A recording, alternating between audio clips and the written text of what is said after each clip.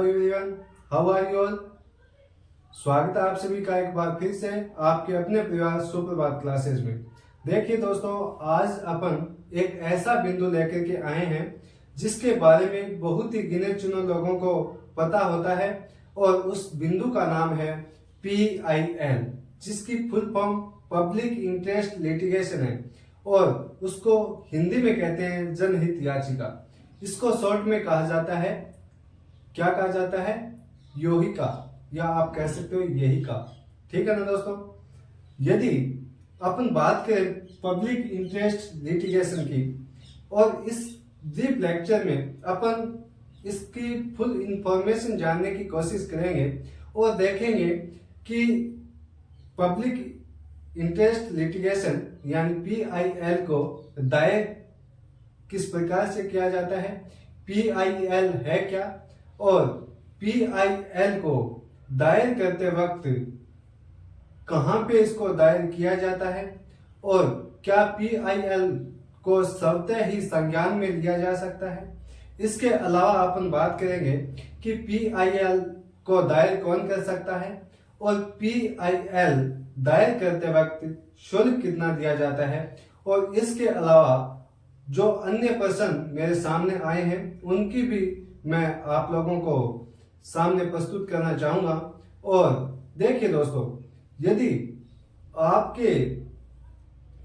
आपको यदि लगता है कि किसी भी प्रकार से आपके मौलिक अधिकारों का हनन हो रहा है, या फिर सरकार की कुछ गलत नीतियां या फैसलों की वजह से समाज में सामाजिक अन्याय बढ़ रहा है या भ्रष्टाचार को बढ़ावा मिल रहा है, या फिर आपको ऐसा लगता है, तो जो PIL है वो एक बहुत ही शक्तिशाली उपकरण है, माध्यम है। और जो जागरूक नागरिक हैं वो समाज में यदि परिवर्तन करना चाहते हैं, समाज को यदि बदलना चाहते हैं, तो उनके लिए PIL एक बहुत ही शक्तिशाली माध्यम आप बोल सकते हो, उपकरण आप बोल सकते हो। तो दोस्तों, हेडफोन लगा लीजिए और इस ब्रीफ लेक्चर में एंड तक बने रहें। और सबसे पहला जो अपना सवाल है वो ये है कि जनहित याचिका है क्या, या आप बोल सकते हो PIL क्या है, PIL है क्या।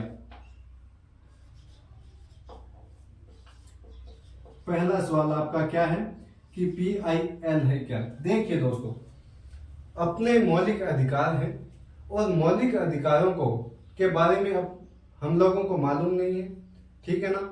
तो इन मौलिक अधिकारों का यदि हनन होता है तो आप किसी अन्य व्यक्ति या अन्य संस्था के माध्यम से आप न्यायालय में याचिका लगवा सकते हैं उन मौलिक अधिकारों के हनन को बचाने के लिए, ठीक है ना दोस्तों।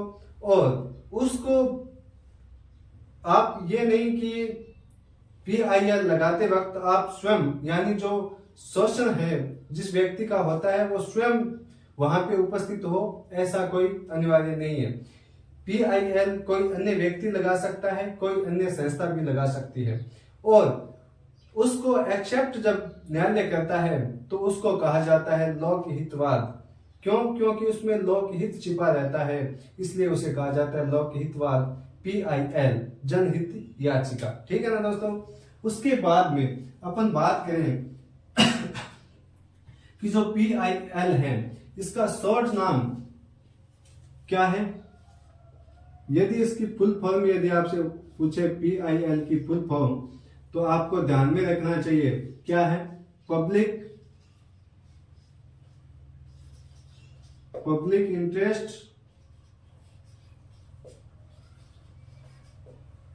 Interest litigation.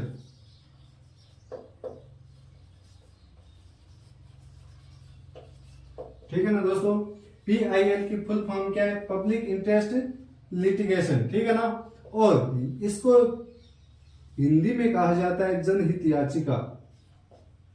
हिंदी में क्या कहते हैं इसे,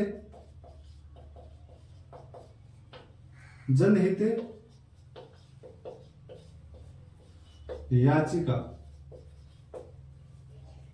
और इसको है कि PIL को दायर कौन करता है, इसको PIL को दायर कौन कर सकता है।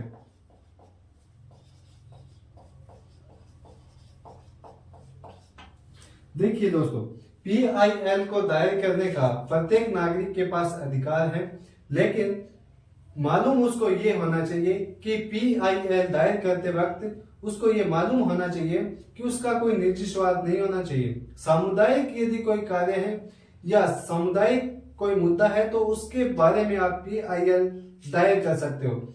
और PIL दायर करते वक्त उससे पहले जो PIL दायर करता है उसको ये जान लेना चाहिए, या समुदाय से कोई मुद्दा है तो समुदाय के सभी लोगों को पूछ लेना चाहिए, राय परामर्श कर लेना चाहिए, और जो उस मुद्दे से संबंधित जितने भी सबूत हैं वो इकट्ठे कर लेने चाहिए, क्योंकि न्यायालय है वो उन सबूतों को मांगता है। ठीक है ना दोस्तों। उसके बाद में अपन बात करें कि PIL को कहां पे दायर की जाती है, PIL कहां दायर की जाती है। ठीक है ना दोस्तों, ये भी एक अहम क्वेश्चन है।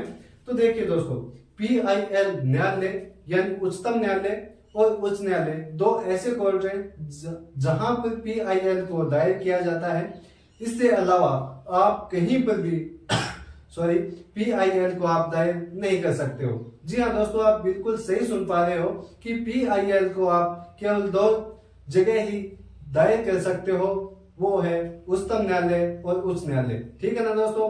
हाँ, ये बात अलग है कि PIL न्यायालय है वो स्वतः संज्ञान के माध्यम से भी ले सकता है। यदि न्यायालय को ऐसा लगे कि ये जो मुद्दा है वो सार्वजनिक समुदाय के लिए क्या है, गलत है, तो ऐसे में जो न्यायालय है वो स्वतः संज्ञान ले सकता है। ठीक है ना दोस्तों।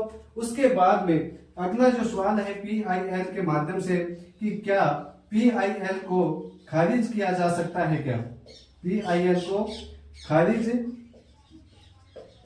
किया जा सकता है क्या।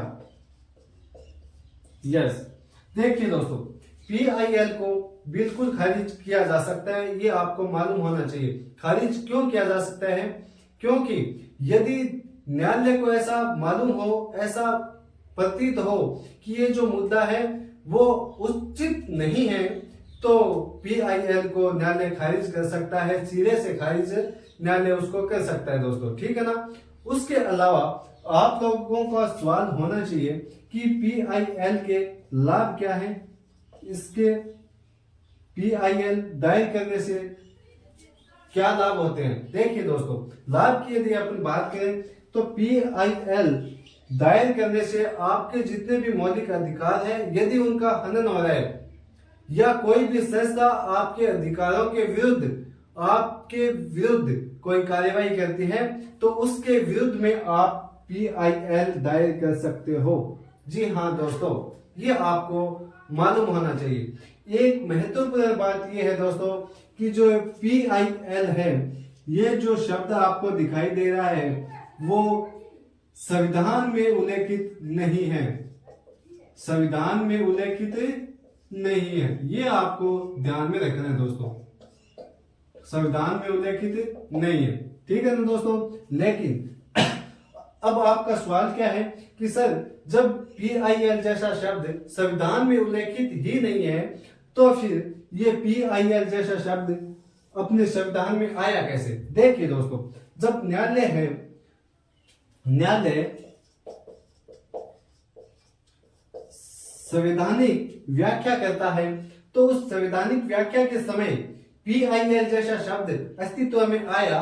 और इसी लेक्चर में अपन बात करने वाले हैं कि भारत में सबसे पहले PIL शब्द अस्तित्व में कब आया और PIL के जनक किसे कहते हैं, इन सभी की अपन बात करते हैं। देखिए दोस्तों देखिए PIL की यदि अपन बात करें तो PIL के जनक कहा जाता है, जनक की यदि अपन बात करें तो किसे कहा जाता है, PN भगवती को। किसको कहा जाता है, PN भगवती। इसका PN भगवती का जो पूरा नाम है वो है प्रफुल्ल चंद्र नटवरलाल भगवती। ठीक है ना दोस्तों। ये आपको ध्यान में रखना है कि जो PN भगवती है वो भारत के 7वें मुख्य न्यायाधीश थे, मुख्य न्यायाधीश। ठीक है ना दोस्तों। और पी.एन. भगवती के बारे में आप लोगों को ये मालूम होना चाहिए कि इनको गरीबों का मसीहा कहा जाता है। क्या कहा जाता है? गरीबों का मसीहा। गरीबों का मसीहा कहा जाता है। इन बातों को आप अंडरलाइन कर लीजिए। और पी.एन. भगवती को भारत में PIL यानी जनहित याचिका का जनक कहा जाता है। ठीक है ना दोस्तों। उसके बाद में जनहित याचिका में ही एक व्यक्ति और है जिनका अहम योगदान रहा है। कौन है? V.N. कृष्णन अय्यर। जी हाँ दोस्तों, V.N. कृष्णन अय्यर है, उनका भी जनहित याचिका में महत्वपूर्ण योगदान रहा है। ठीक है ना दोस्तों। V.N. कृष्णन अय्यर ऐसे व्यक्ति हैं जो सरकार के तीनों अंगों में कार्यरत रहे हैं। एकमात्र ऐसे व्यक्ति हैं। 1952 में केरल से V.N. कृष्णन अय्यर संविधान विधानसभा के अध्यक्ष थे, विधानसभा के सदस्य थे, निर्दलीय। ठीक है ना। और केरल में मंत्री के पद पर भी रहे हैं। और कृष्णन अय्यर हैं, वो केरल में उच्च न्यायालय व उच्चतम न्यायालय दोनों में ही जज रहे हैं। ठीक है ना दोस्तों। ये आपको मालूम होना चाहिए। किसके बारे में? कृष्णन अय्यर के बारे में। ठीक है ना दोस्तों। उसके बाद में अपन बात करते हैं कि जनहित याचिका का भारत में पहली बार प्रयोग कब हुआ? PIL का भारत में प्रयोग, PIL का भारत में पहली बार प्रयोग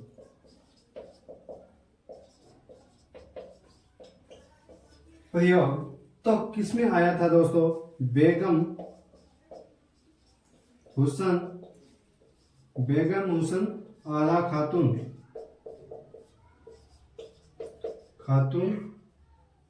बनाम बिहार राज्य 1978 के मामले में, 1978 के मामले में। और इसमें जो इस मामले के अंदर जो अधिवक्ता थे, अधिवक्ता थी, वो कौन थी? कपिला हिंगोरानी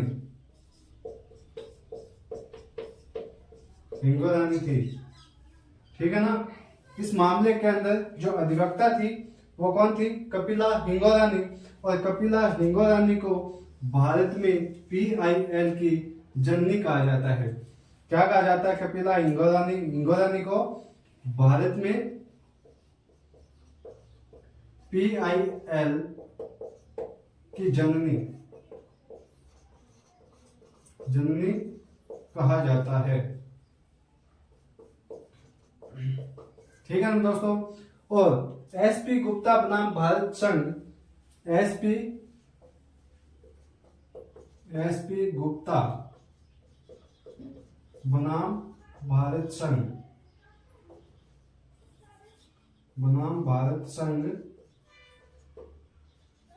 1982 के मामले में PIL को परिभाषित किया गया था भारत के संदर्भ में। ठीक है ना। क्या किया गया? परिभाषित। ये आपको ध्यान में रखना है। ठीक है ना दोस्तों। उसके बाद में आप लोगों का जो अगला सवाल है वो है कि PIL को दायर करते वक्त जो शुल्क दिया जाता है वो शुल्क कितना होता है? PIL को दायर करते वक्त जो शुल्क दिया जाता है वो शुल्क कितना होता है? ये आपका अगला सवाल है।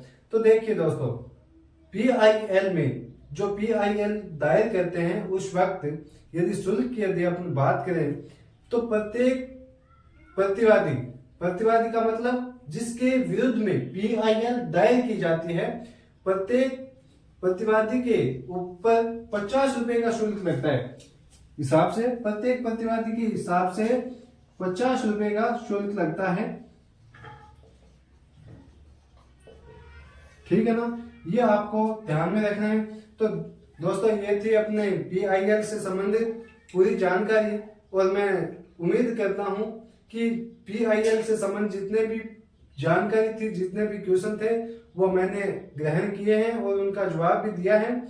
और अब अपन आज यहीं पे रहने देते हैं और मिलेंगे अगले व्याख्यान में। तब तक के लिए थैंक यू वेरी मच और I wish you all the best. Thank you.